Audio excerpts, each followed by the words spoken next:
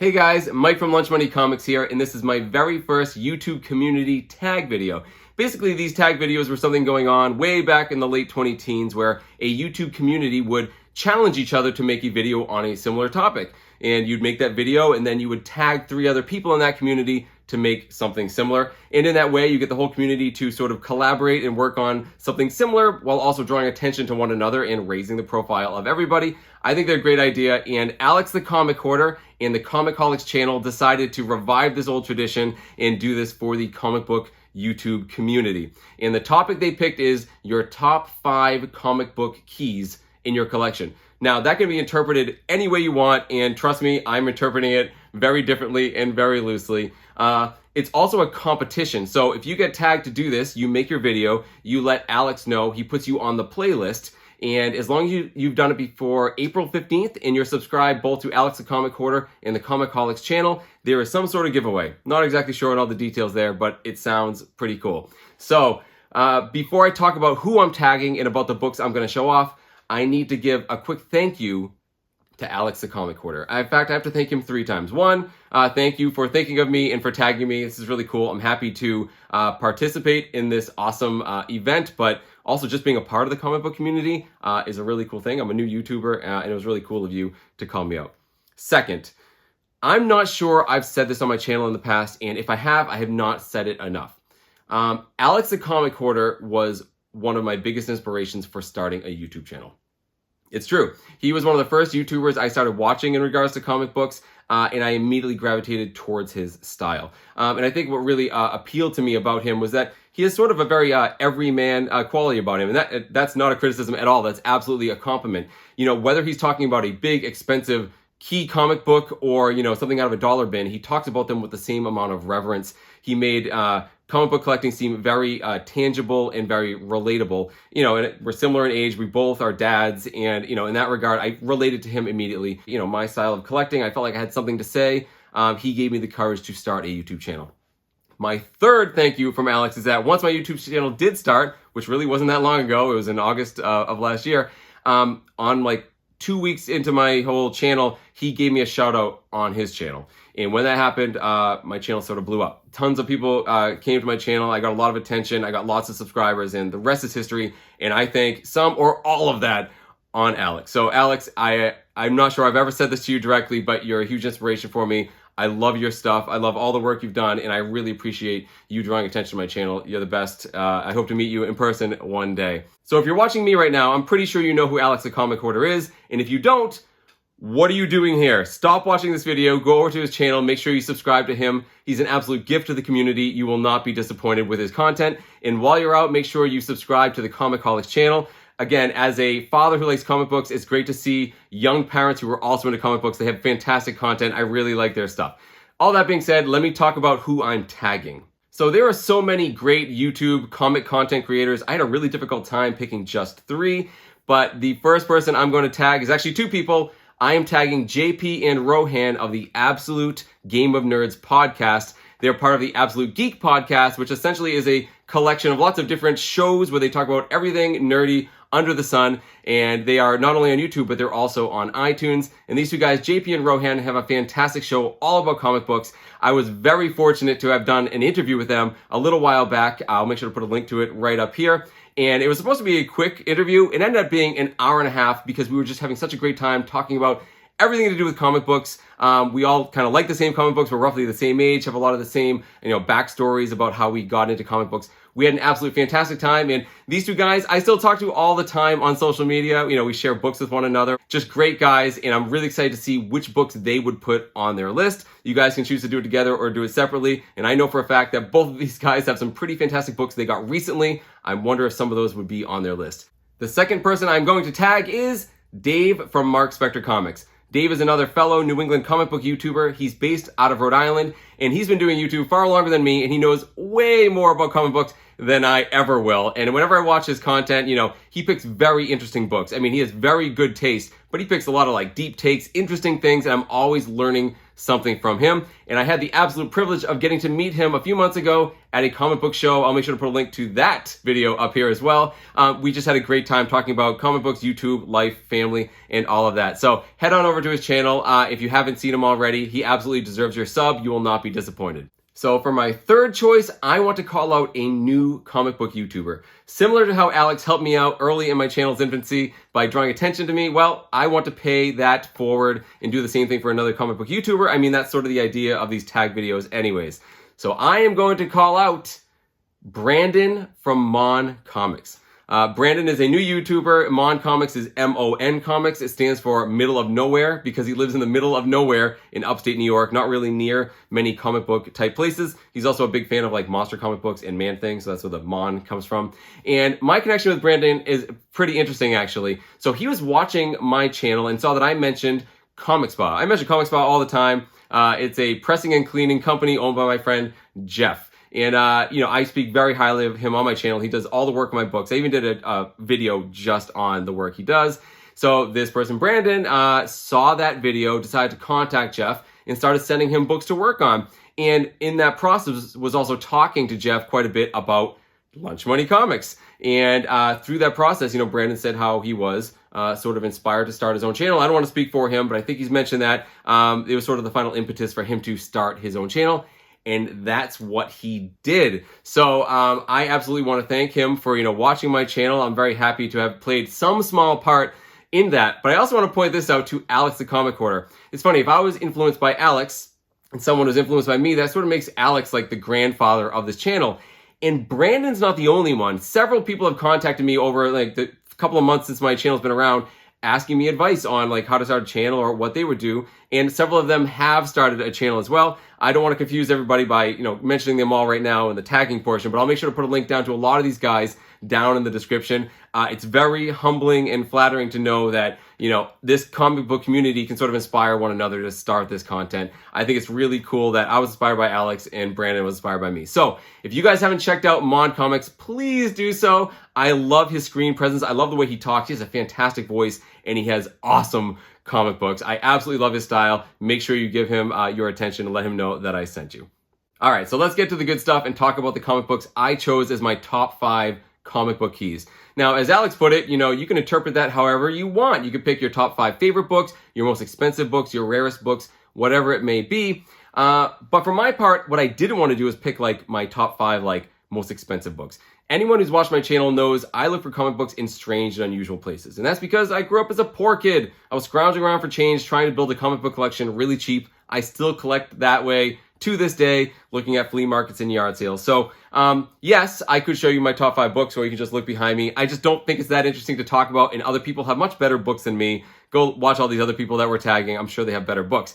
So then I started thinking, what else could I do? And Alex actually gave me a great suggestion to show my top 5 books I found hunting at flea markets and yard sales. That's a great idea, except I just did that on my New Year's video. I did my 2022 year in recap, like my best flea market and yard sale buys. And honestly, if I was to do another video right now, a lot of those comic books would be repeats. So if you're interested in that, I'll put a link to that video up here as well.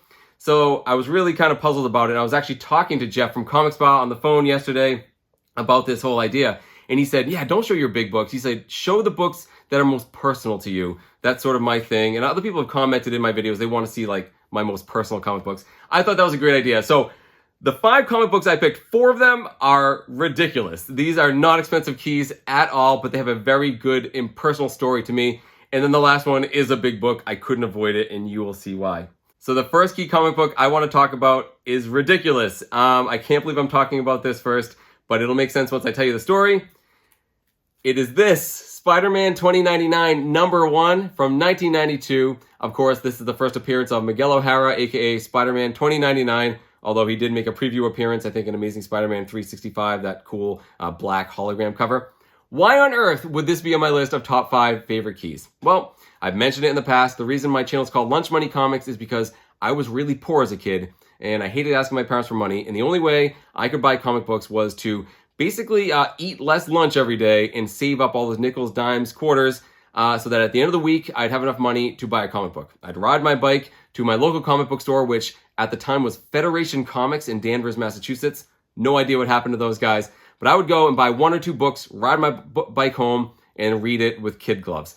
Well, I was also really into the 2099 imprint. Basically, all these, contemporary Marvel characters, versions of them in the year 2099 in like a dystopian future run by big corporations. And I love them, especially the XMen 2099. I collected all of them. In fact, that might be the only run I bought every single book and read every single one of them. I have them all.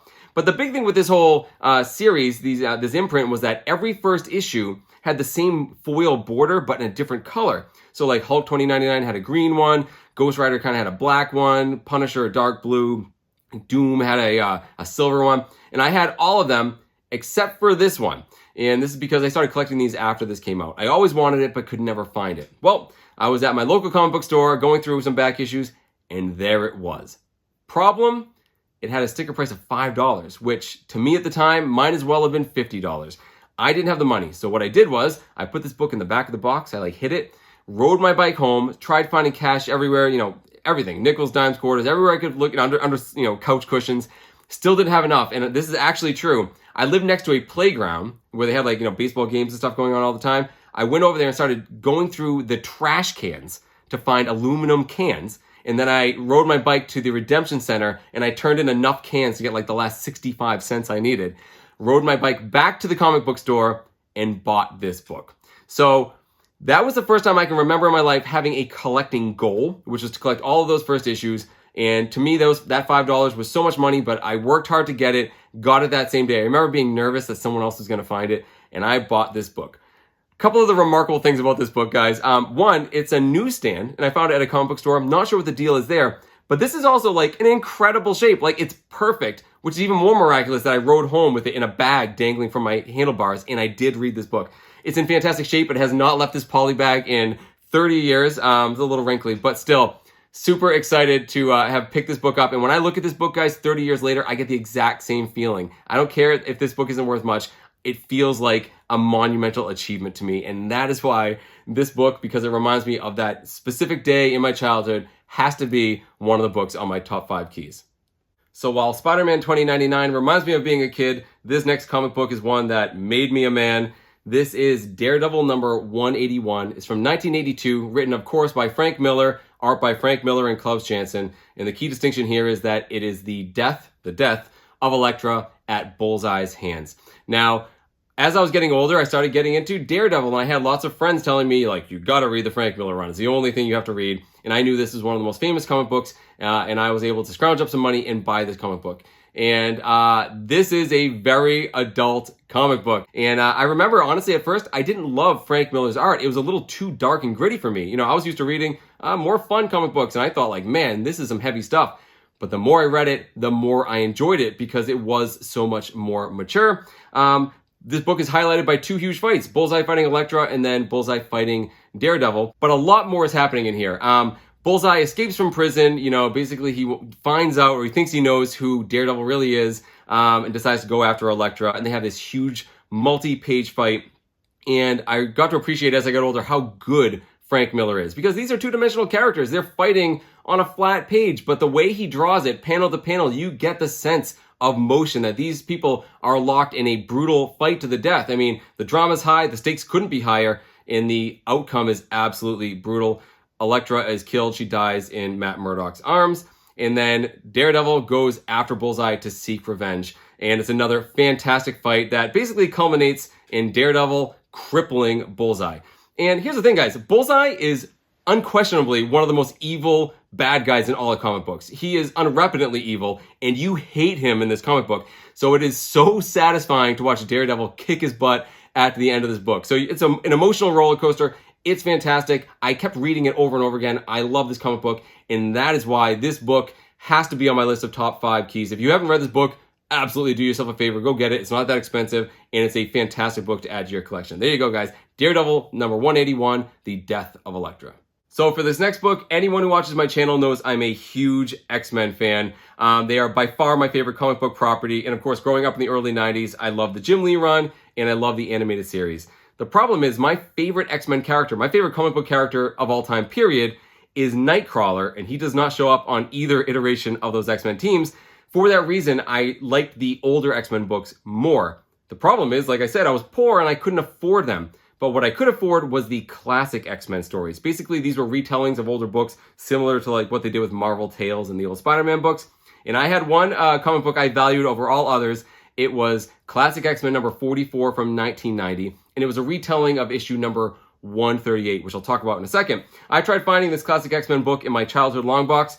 I can't find it. I know it was falling apart. I have a vague recollection of letting my sister borrow it.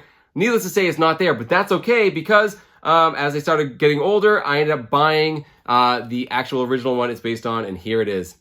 This is X-Men number 138. It is from 1980, of course, written by Chris Claremont, art by John Byrne, my favorite collaborators on X-Men books. And this is the final part of the Dark Phoenix saga. And the key significance here is that Cyclops leaves the team. So what's happening in this book and why I like it so much is that it's the funeral of Jean Grey. I don't like that part so much. But Cyclops is reflecting on the entire history of the X-Men from, the first moment he met Jean Grey, with the other four original, students at Xavier's school, and then all the way up through all the stuff they went through in the Silver Age, up to the new X-Men joining in Giant Size X-Men number 1, the whole fight on Krakoa, all the way into, Jean Grey becoming Phoenix, the Dark Phoenix saga, all the way up to this point. Cyclops is reflecting on all of that throughout this book, so it's a summary of X-Men history. For someone who couldn't get all of these books, this was the next best thing. This was sort of the summary book, the Cliff's Notes version of the history of the X-Men, and I loved it. I absolutely love this book, and that's why I absolutely put this on my list. And what's great about it is that it ends with Cyclops sadly leaving the team. He needs some time, but also a car pulls up to the Institute, and Kitty Pryde comes out and joins the X-Men and joins the school, and it's sort of a changing of the guard. It's turning a new leaf, a paradigm shift in the X-Men. So that's why this is a key significant book. But this story in this book was my most read story as a kid. I absolutely love this, and this is why this absolutely has to be on my top 5 list. So I've spoken in the past about how much I love the Marvel trading cards of the early 90s. They were a huge influence on my comic book collecting and my love of Marvel Comics. And here are a couple of them. These are from the first series. These are my 2 favorite characters, Nightcrawler and Spider-Man. And they're great cards, has basic information on the back about their history, about their first appearances, their enemies, things like that. And it was a great way to learn about these Marvel characters and what really got me into them.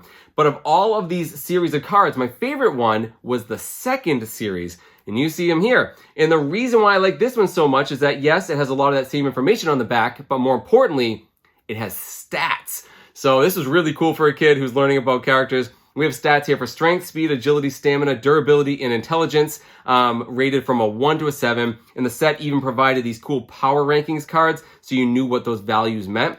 Well, I love these characters anyways, and I couldn't quite realize, couldn't quite articulate why I like them so much, but these cards confirmed it. It's because both Nightcrawler and Spider-Man have an agility of 6. And if we're to go over to this little power ranking card and look, you'll see that there is no Marvel character ranked at a 7 for agility. The most agile characters in the Marvel Universe were Nightcrawler and Spider-Man. I believe the villain Puma also has 6 agility, which is why I liked him too.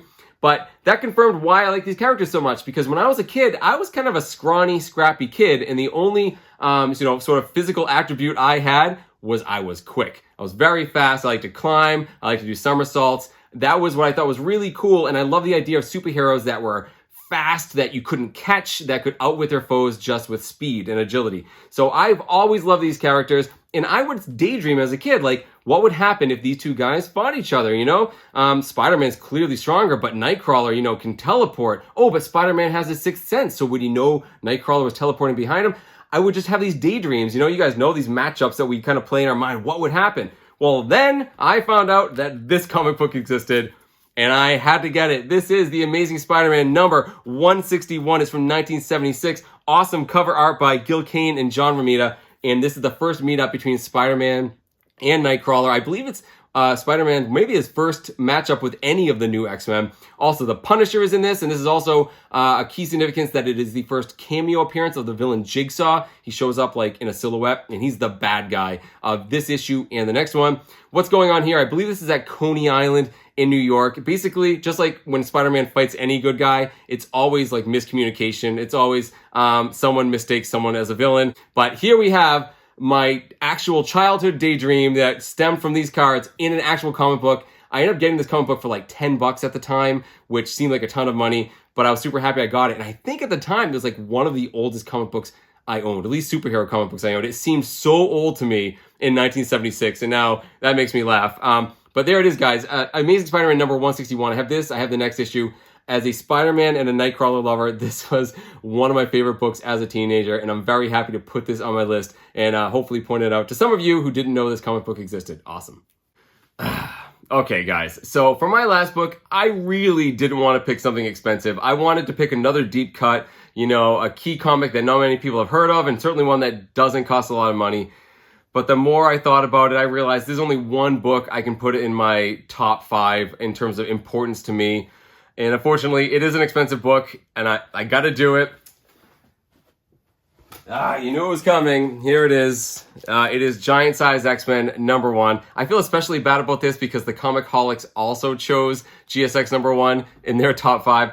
But this book here is my childhood grail. It's from 1975. This is the first appearance of the new X-Men. So first appearance of Storm, Colossus, Thunderbird, second full appearance of Wolverine, and most importantly for me, the first appearance of my favorite character, Nightcrawler. Again, this is my childhood grail, the one I always wanted. I had delusions of grandeur that I would find this book in a long box and be able to afford it at a lunch money budget. It never happened. I just said, you know what, I'll have to get it when I'm older. So I put it off, and then the comic boom of 2021 happened, and comic books skyrocketed. And I said, you know what, that's it. It's too late. I waited too long. I'm never going to afford this book again. But comic books weren't the only thing that went up in value that year. Lots of collectibles did. So I started selling things off. I sold some, Star Wars things, some CCG cards, even some antiques, and I built up a little bit of cash and decided, you know what, this is the moment. I'm going to get Giant Size X-Men number 1 before it goes up anymore. So I started looking everywhere for this book, on eBay, on Instagram, on Facebook, and I tried to bid on books and I could never get them. Well, here comes the story, guys. I was way up in Maine, in the middle of nowhere. My sister and her fiance have a camp on a lake in the woods, and we're up there with the whole family on vacation. Well, I was watching a comic book on eBay. It was a pretty low price, and I set a reminder on my phone. So here I am down at the beach when the alarm goes off, the auction's ending, and I lift my phone up and I realize I had no cell phone reception. So I run back to the campsite where I knew I had some reception. I had one bar. I waited till, 10 seconds left. There was no one bidding on this book, and I threw a pretty good low ball bid at this book, and then the auction ended and my phone kept spinning and spinning and spinning, and that last bar of reception on my phone disappeared. Did I win? No idea. I assumed I didn't win. Finally, after walking around like this for a while, the bar came back and it refreshed and it said the auction had ended and it sold for $50 less than my max bid, and I didn't win it. Basically, I sent the bid in, but because I had no reception, it didn't go through. You guys ever hear when people gamble a lot and they lose like their shirt and then they go on tilt? That's what they say. They're on tilt and they just start gambling more. That's what happened to me. I was so mad I missed out on this GSX number 1. I started looking everywhere. I was looking on eBay. I was looking on Facebook Marketplace. And it just so happened with my 1 bar reception, I opened up Facebook Marketplace right at that moment, and the very first listing was this book right here. And, I had a pretty good price on it. It was like $2,000, but it also, you had to put shipping, and there was also, PayPal fees. But then I looked down and I noticed the location was Rhode Island. So for those of you who don't know about New England, we are 6 small states that are all pretty close together. So even though Rhode Island was 3 states away from where I was, it's a pretty quick drive. So I just sent a message to this person. I said, hey, I'll give you, this much money in cash if you're willing to come way down. You don't have to, ship it to me. We won't have to do any PayPal things. I'll just hand you cash. And I heard nothing. So we were going home that day. We packed up the car and the kids, nothing's coming back on my phone. Again, no reception. We're driving back to Massachusetts, and about halfway back, a message pops up. My wife takes the phone in the passenger seat. I have her read it out loud to me, and this person came down quite a bit on the price, but they still weren't ready to really make the deal. So I had one more offer. I said, listen, if you come down a little bit more, I will pay you in cash today. Not really thinking that this is going to happen. I hear nothing, crickets. We drive all the way home. It's getting dark now. I'm unpacking the car. We're getting the kids ready for bed. It's been a long day of 3 hours of driving, and the phone lights up, and this individual says, it's yours for that price, but you have to meet me at this mall in Rhode Island before the mall closes at 9 o'clock. And I looked at the clock right then and said, oh my gosh, I need to go right now. So I said, bye, honey. We happen to have the cash, luckily, because we had a contractor in the house. We were having some work done. We had some cash for him. I grabbed the envelope. I took off. I definitely drove faster than I should have. An hour and 45 minutes to Rhode Island after driving back from Maine. I got there right before the food court closed. You know, the janitor is there putting the chairs up on the tables, about to close. There was this young man there. I sat down at the table, slid him the envelope. He slid me this book. And I finally had my childhood grail. It only cost me 7.5 hours of driving and a lot of stress. So the reason I bring this up is I was always in the market for a better book. The money I had saved up was for like a mid-grade one. So you would think I'd be disappointed for a lower grade, but that's not the case at all. I felt, because of the chain of events that happened, the fact that I didn't get the comic book that I wanted because of my bad cell phone reception, the fact that this had just been posted, the fact that I had the cash on hand and that this person was willing to make a deal that day, it was just very serendipitous. It seemed like this comic book was meant for me, and I'm absolutely ecstatic to finally have not only my childhood grail, but to get it in that fashion. I really love this book. I'm happy every time I see it. It presents pretty good, honestly, for a 2.5. So there you have it, guys. I didn't want to pick a big book, but you understand this is the book I've always wanted. It has to be on my list of most relevant key issues. So there you go, guys. These are my top 5 most personal key comics in my collection. I know I had a slightly different interpretation on the challenge, but I think that's okay. Just trying to keep it different and interesting for you guys. Once again, a special shout out to Alex the Comic Hoarder in the ComicHaulics Channel for coming up with the idea and tagging me. As for those who I tagged, Brandon at M.O.N Comics, Dave at Marc Spector Comics, and JP and Rohan at the Absolute Game of Nerds podcast. I cannot wait to see which books you guys talk about. And hey, if you're watching this and you're not familiar with those YouTubers, head on over to their channels and sub them up. I'll make sure to put a link down in the description to all of them. That's sort of the whole point of this challenge, is to increase the exposure to all of the great comic book YouTube creators that are out there. So thanks, guys, for watching, and I can't wait to see what everyone else comes up with.